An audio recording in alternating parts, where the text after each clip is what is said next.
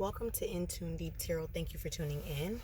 Today, I got this inkling to do a reading, and it started in the house, and then I couldn't do it there because it was just way too noisy. And then I decided to take a little bit of a drive. And after taking this drive, I saw one of the bridges near my house at the beach on the shore. It was lit up green and red. So I'm wondering if it's for the holiday season, but either way, I felt like it was some sort of sign. So I just kind of sat there and kind of thought about, like, why would it be those colors?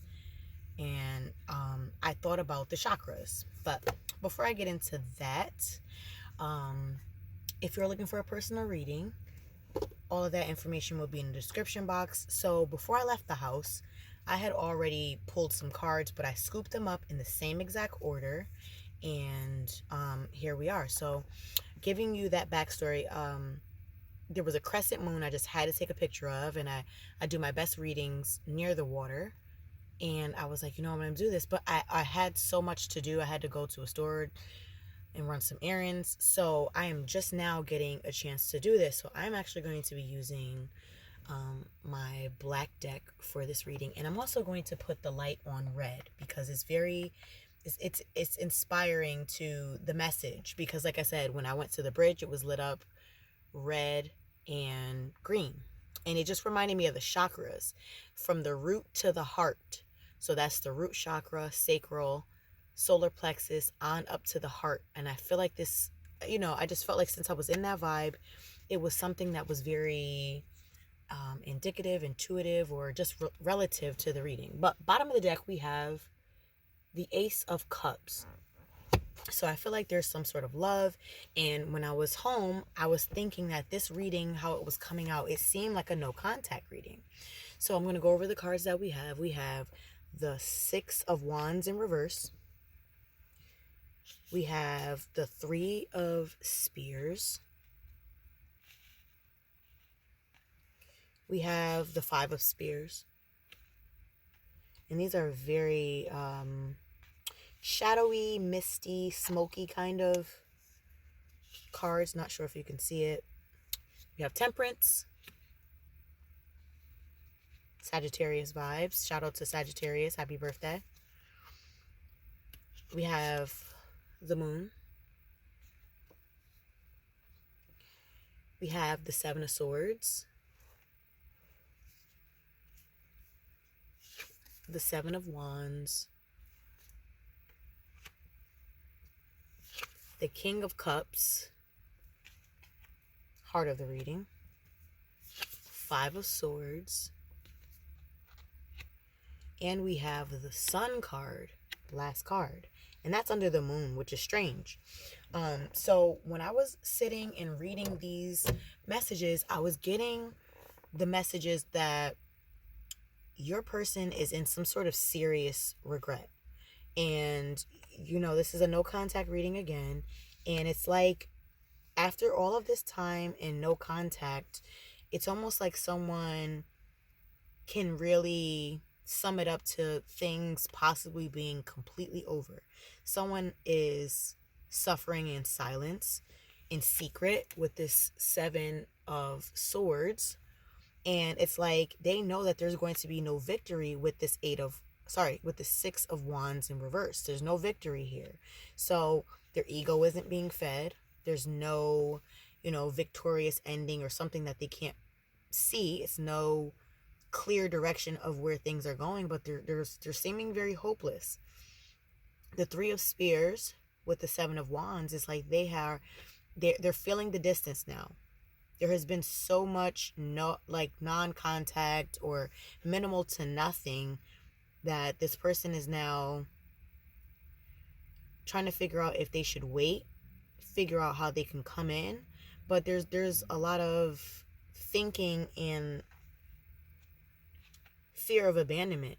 If they're not going to have this automatic victory, or this, like, if they come in to talk to you, it's not an automatic,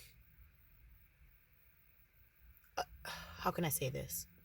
they're not 100% sure you're going to take their call. They're not 100% sure that you are going to be receptive of whatever offer comes in. At the heart of the spread, we have the Five of Spears, which is Five of Pentacles in the traditional deck, and the King of Cups. It's like this person now is realizing that they have all these feelings, but they also feel abandoned.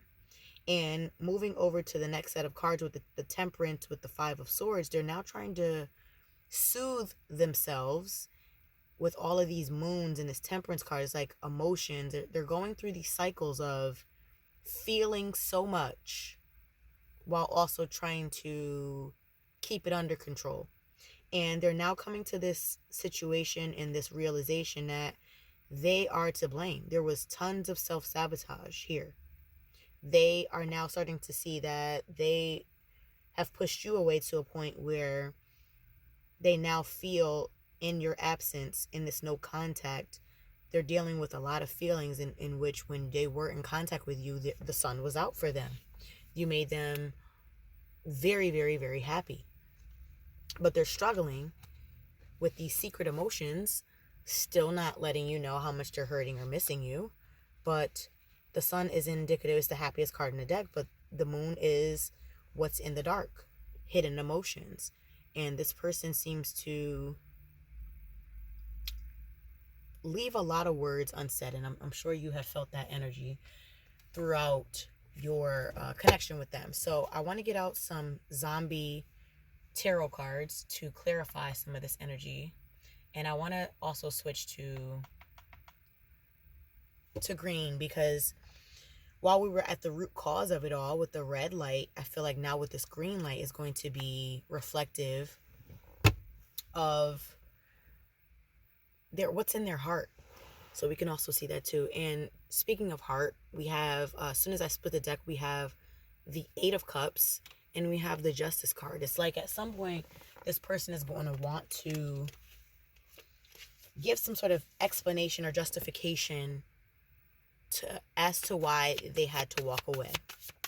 At some point, maybe with this holiday season, you may be getting some sort of messages from this person to see why they had to walk away. First card out, we have the Queen of Swords. Someone may have a very logical standpoint as to why they walked away. Someone can say, well, I had to walk away because I had, work. I had logical things. So it has to be something that was non-emotional. It was a mental decision. They had to make choices when it came to what worked well for them logically. They didn't make a decision based on emotions whatsoever. All right, so with the Six of Wands and this Seven of Swords, can we get one more card to clarify those messages? The Devil. Like I said, scared to heck. The Devil card. Fear. They are very fearful that you are not going to pick up. You are not going to be receptive of if they were to call or reach out or text. And you have every right to be apprehensive about them coming back because there has been so much back and forth in juggling energy. All right, let's see what's up with this Seven of Wands and this Three of Spears, which is Seven of Wands is someone who is down this rabbit hole of just not healing, continuing to be very defensive, very closed off, but at the same time, it's like they want to come together for something. And sometimes it just seems like it's only seemingly to be on their terms. And here we go with the High Priestess, which is an intuitive energy. It's possible that they are now seeing this. Like I said, I feel like this person is starting to have some sort of epiphany. It's like they're trying to figure out why they are the way they are. They're trying to come into this intuitive place, and I feel like this is not probably the only situation in life that they have done something so similar, and they're now starting to try to dig a little deeper. Bottom of the deck, we had the Wheel of Fortune, which is destined and fated. They definitely feel like this is such a significant situationship, connection that, it was destined and fated for you to definitely cross paths. with this Five of Spears and this King of Cups energy, which is they have all these feelings, but, you know, what if they get abandoned, which is the heart of the spread. I feel like this is like the most clear, concisest, I don't even know if that's the word, but the most evident reason behind the root of it all. The reason why this person is the way they are. It's like they want to make everything better. It's like if they, seeing this Magician card, it makes me feel like if this person had a magic wand, they would completely try to change the situation and try to figure out how to make it better. It's like they're almost stuck in their skin. They know what the right thing to do is, but they have never followed through with the right thing, because it's not just what your actions are. It's an inside job. You have to change from the soul out. So we have the Five of Swords, someone who has self-sabotaged a situation in which they actually really loved you, you know? They really had really good feelings, and they had good intentions, but their actions got the best of them. We also have the Seven of Hazards, which talks about they really do see that they had this deep connection with you. It's like they're looking back and seeing all that you have been through, all the two of you have been through, all of what has grown, all the seeds planted in this relationship, and how it has blossomed and bloomed. This Temperance with this Five of Swords energy is they're trying to temper themselves down to feeling like, you know, they really feel like they messed a lot of things up. And here we have the Star card, which is they want to heal themselves. They want to heal the connection, but I'm quite sure they're at a loss for how to do so. Any more on this Temperance and Five of Swords? I think that might be it for that one. All right, so we're moving on to the Moon card and the Sun card. And I feel like, you know, during this holiday season, this person may end up coming toward you, letting you know why they walked away, and letting you know how happy you made them, how attractive you are. And they're going to probably take some sort of leap of faith to make sure that you're not going to completely walk out of their lives. I really do feel that. I just feel like something's going to happen. And, you know, again, they still have this great fear of being abandoned, because I see this Five of Hazards card again at the bottom of the deck, which is the Five of Pentacles. It's like they're really, really, really scared of pouring their heart out and not being well received. You know, that's up to you, of course, depending on how disrespected or how left out you have felt. I'm sure you can say, you know, well, I felt the same exact way. I felt very left out in the dark as well. And, you know, maybe this person needed to feel the same feelings that I was feeling. So, I'm going to get an alchemy card for advice and see what that says. Let's just see what comes out. What divine messages do we have for advice or things we need to look into? What divine messages do we have coming from this alchemy deck? Let's just see. What divine messages do we have?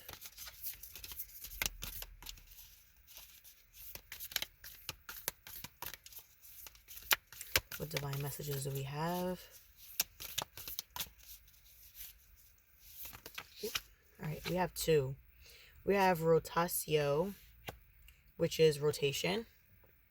And then we also have Raven's Head. So let's read those two from the book and see what they say.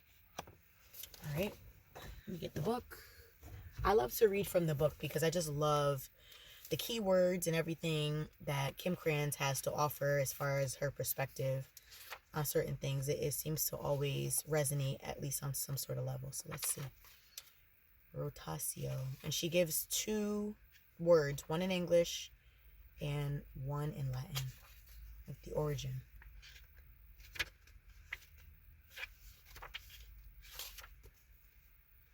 Rotation.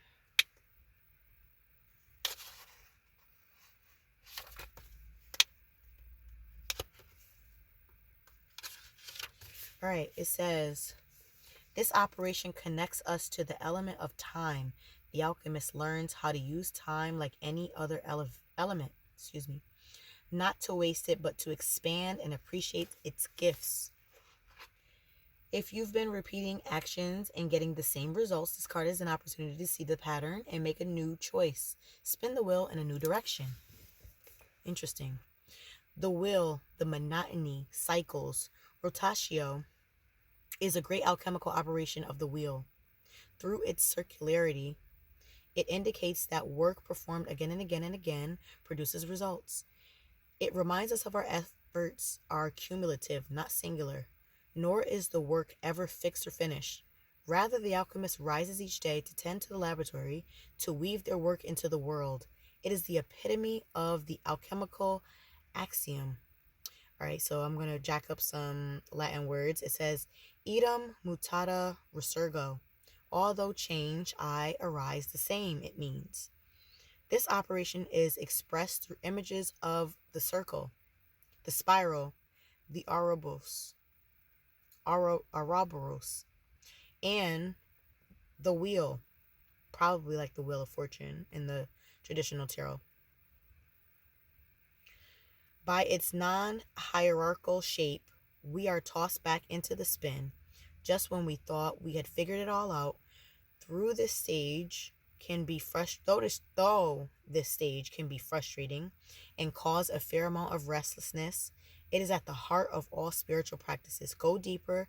Listen to George Harrison's All Things Must Pass. To ponder, is there anything that does not repeat? So you may feel like this may be very indicative of the Wheel of Fortune that came out. Meant to happen, meant to teach you a lesson, meant destined and fated to come into your life. But this may also be um, an indication that, do you want to keep on going on, a Wheel of Fortune, or a repeating wheel of, accepting someone's crumbs or bad behavior, or, it's a reminder to, you can give people second chances, but not, 15,000, because they're going to be wasting your time. Or do you want to keep repeating cycles, keep repeating karmic cycles, that you're supposed to pass these karmic tests or these spiritual tests to move forward, and to know that you're not supposed to take crumbs, or people's low efforts when it comes to jobs, not staying at a job for a long time, not getting a raise, staying in a relationship that's no longer fruitful or helping you grow, or stagnant and making you feel stuck. Or it could be relationships, such as friendships and platonic, that it's just not a give and take situation. So that's something to definitely look at in case your situation is indicative of any of that kind of energy. All right. So we're going to look at Raven's Head.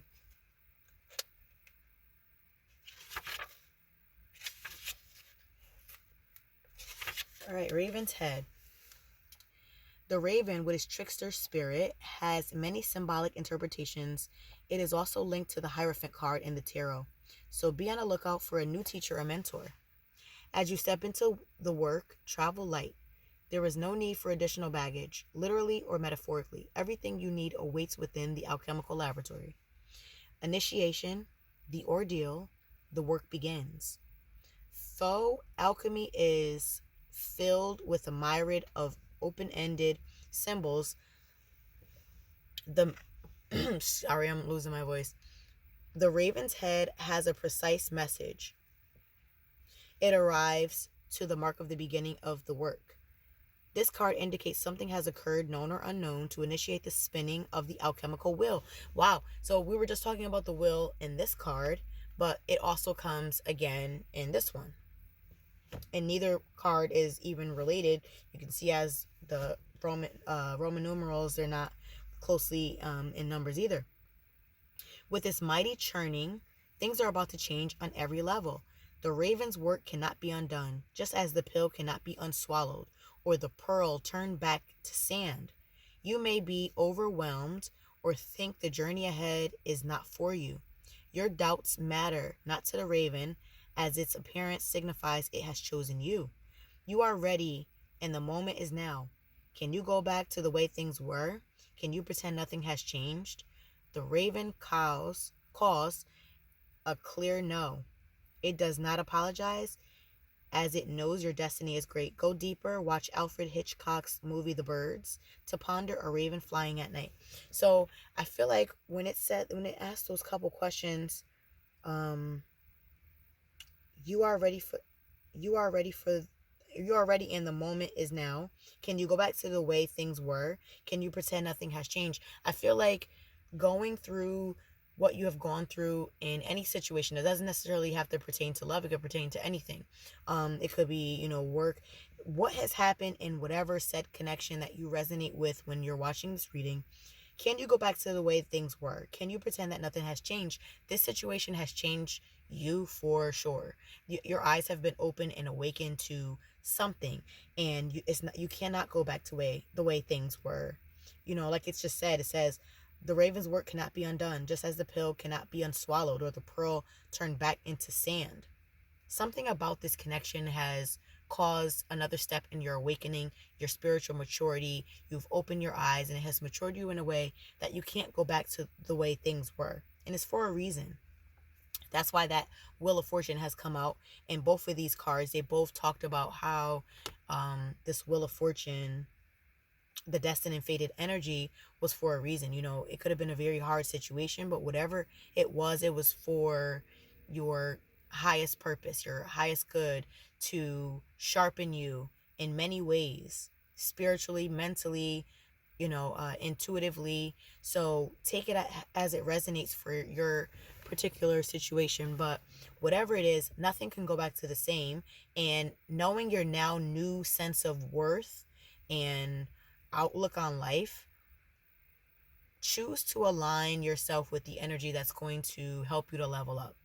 So that could be you just being friends with this person, you cutting your losses with a certain job or some friendships, knowing that, because I think for a group of you who I feel intuitively who are going to see this, you are leveling up in your life as a whole. You don't see things the same anymore. And all of this energy is asking you to choose what your higher self, your most mature self would choose, not going backwards. Going backwards will have you, in this rotatio energy. And you don't want to keep being on this cycle of, you're constantly meeting the same type of people, getting the same type of dead end jobs, being unhappy, being unfulfilled, living a mediocre life and not being happy. You're asked to choose what your highest self would choose, and that could be something that's really hard. And I'm not saying that this energy is easy by any means, but really be careful with some of the upcoming transitions and crossroads that you'll be coming up to. All right, that's all I have for you. I hope this resonated. Thank you so much. If you're looking for a personal reading, all of that information will be in the description box. I appreciate your likes, subscriptions, and I just really appreciate all the love I've been getting. And I also appreciate all of the donations. If this has resonated with you and you feel called to donate to my channel, that information is also in the description box. I'm wishing you all really good vibes and wishing you well. Thank you so much, and talk to you soon.